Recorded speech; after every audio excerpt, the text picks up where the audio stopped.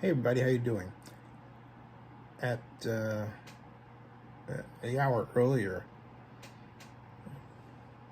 6 o'clock, 6:38 actually, I was out shopping, helping my mom shop, and so I wanted to make absolutely certain I got out the Oakland news, the Oakland Evening News, and set up the topics I was going to talk about. So I started the live stream, and then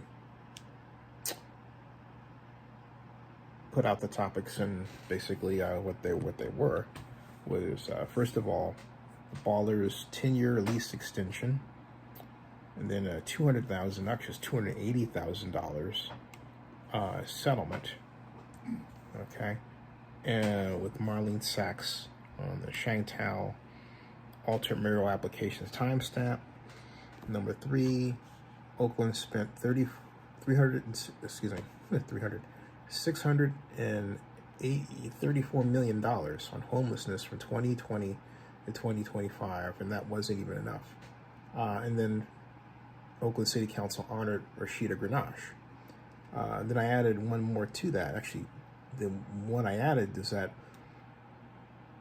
the city of Oakland could pay for fire station construction and rehabilitation under a new law that was passed September of last year. Yeah, AB 119, and enhanced use allows us tax increment financing to be used for the financing of the improvements related to public works, including fire stations.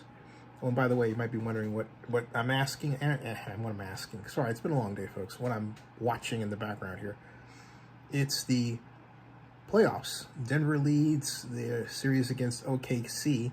Denver's up 1-0, but they're going to get matched by OKC 1-all in about 7 minutes because OKC is hammering Denver 133 to 88, and OKC set a new record for points in the first half of any playoff.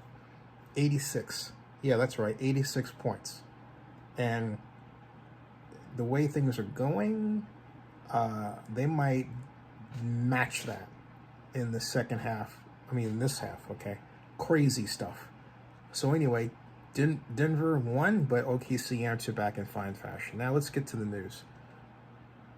I want to talk more deeply about the Ballers issue, and because they got a 10-year lease extension, but there wasn't, and there hasn't been a coherent economic plan to keep the Ballers in Oakland and healthy going concern for the next 20 years. My point is, if you're going to get behind something politically, like a business like that, don't do it halfway. Give them an affordable $10 million subsidy, which could be afforded by tax increment financing. Set up a whole economic plan based around the Ballers, and then set up a plan for the growth of your league, and find out if it's possible to get them to become a Major League Baseball organization, and how that path to power, would work. Those are all worthwhile objectives that say that give the city the appearance that it's actually helping a business that is really trying to maintain the soul of Oakland, and rather than politically getting behind something, making statements that are on television, making statements that are in the publications of news, but not actually putting your money where your mouth is, right? That's what I want to see. Is I want to see Oakland really dig deep and catalyze investment, make a whole district around where the Ballers are playing and everything else. Hey, Von Eric, where's your faith? How you doing? How are you, Von Eric? And then there's the second item of news is the $280,000 Oakland settlement with Marleen Sachs on the episode where Sheng, then Oakland council member, District 4, actually did have her application for mayor altered.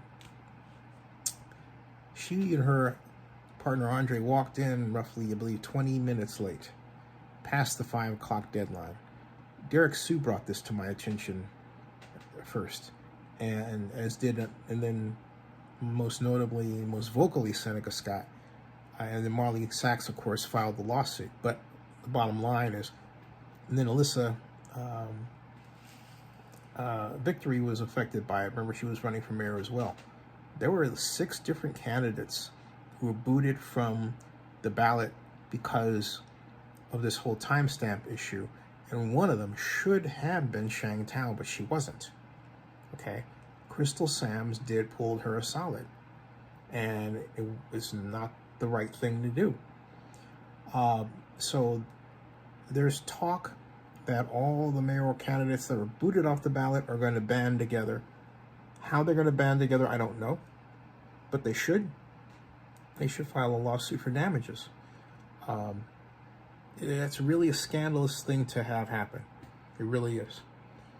Then number 3, Oakland spent 3, I keep saying 3. I don't know why.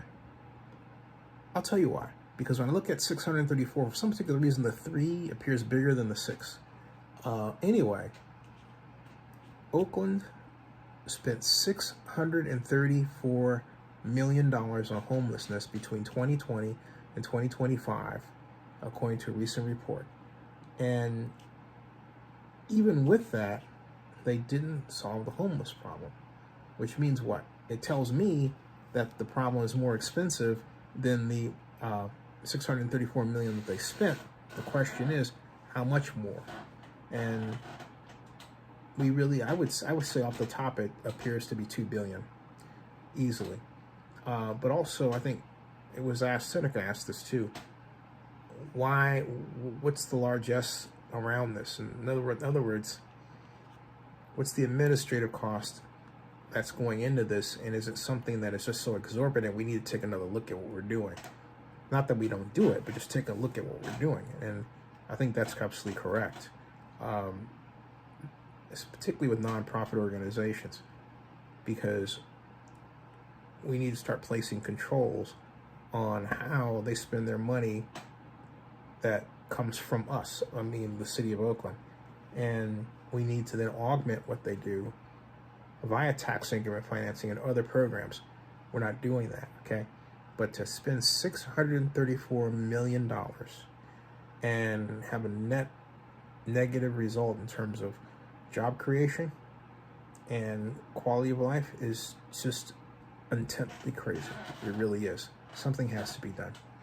And then, of course, the Oakland City Council's honored Rashidah Grinage, excuse me. And it wasn't actually the city council that did it. Well, yes, it was. It was the city council that did it on that day. If you don't know who Rashidah Grinage is, first of all, you can find my interview with her here at Zennie62 on YouTube. Just type Rashidah Grinage or Grinage, and then Oakland Police Commission, because she created it, arguably. And you can hear me talk with her and have her tell her story to the audience. It's a fun interview.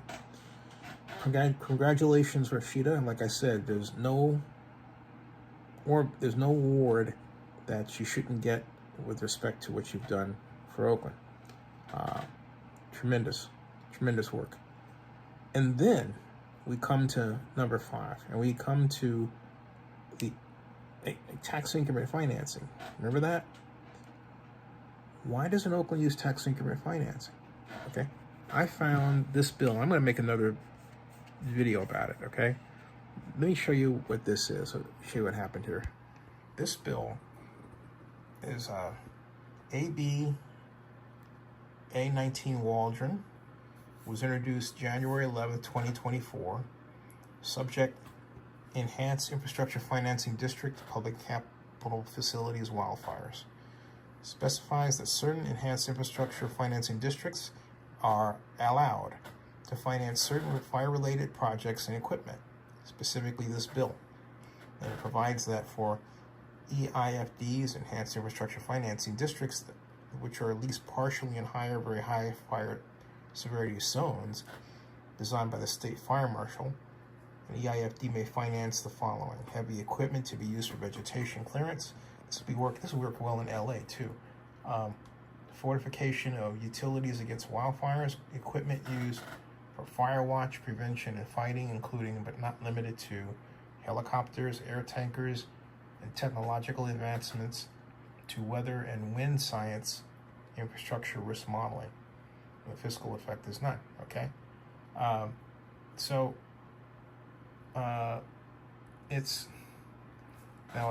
It says that provides that for EIFDs, at least partially in high or very high hazard severity zones, may finance the following, may finance those, okay? But I believe that this could also be used, considering the LA situation, mended so that it could be used for cities in general, like Oakland, like LA. But also, there's something else too. Enhanced infrastructure financing districts are allowed to finance certain fire-related projects and equipment, and it provides that for EIFDs at least partially in high or very high fire hazard severity zones. All right, so you can make that. You can do that in a way where, if you know the Oakland Hills have that problem, you can make an EIFD there, but it's also linked to an EIFD downtown and an EIFD in West Oakland and so on. You can network them. All right, the law allows you to do that. So don't think, hey, that doesn't apply to Oakland, because actually it does apply to Oakland, and by allowing us to take the fiscal weight off those fire stations in those areas, we can better help the fire stations in the flatlands areas too. So it goes on to define what redevelopment is and how the tax increment financing works, saying that the property tax financing, while local government forming a tax increment financing district to issue bonds and use the bond proceeds, which is the money you get up front, to pay project costs within the boundaries of a specific project area. And to repay the bonds, the district captures increased property tax revenues that are generated when projects financed by the bonds increase assessed property values within the project area.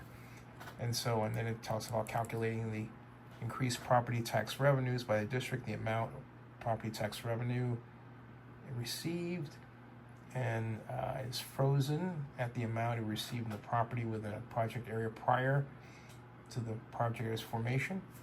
And in future years, as the project area's assessed valuation grows, they're talking about the base year assessed value, and then the assessed value grows above the base year, the resulting additional property tax revenue is generated when you multiply the rate times that difference. They say it's flowed to the tax increment district instead, but they don't explain the math here. All right, I'm telling you how the math works. Basically, it's the base year minus whatever the current year is. That difference is taxed at the rate, and that becomes the property tax increment revenue for that year. That's how it's done. So anyway, and it goes down and it discusses governor's planning and everything else. Here is the good news on EIFDs. It's long, but here's the good news, folks. All right, the good news is that if you take a look at the bill tracking here, all right, here's the bill tracking. All right, it was introduced January 11th, 2024. It passed the Assembly May 20th of 2024. It passed the Senate August 28th, 2024, and it was signed into law by California Governor Gavin Newsom September 22nd, 2024. So, brand new, all right? Brand new bill. And we have the legislative bill text, everything in here. So we really need to use this, okay? Because we have a situation where Oakland fire stations are closed and will be closed until we find a solution. Well, here's a solution, okay? Here's a solution, all right? Spread the word, folks, and subscribe to the vlog report with Zennie62. That's right. And bookmark ZennieReport.com. That ends this broadcast.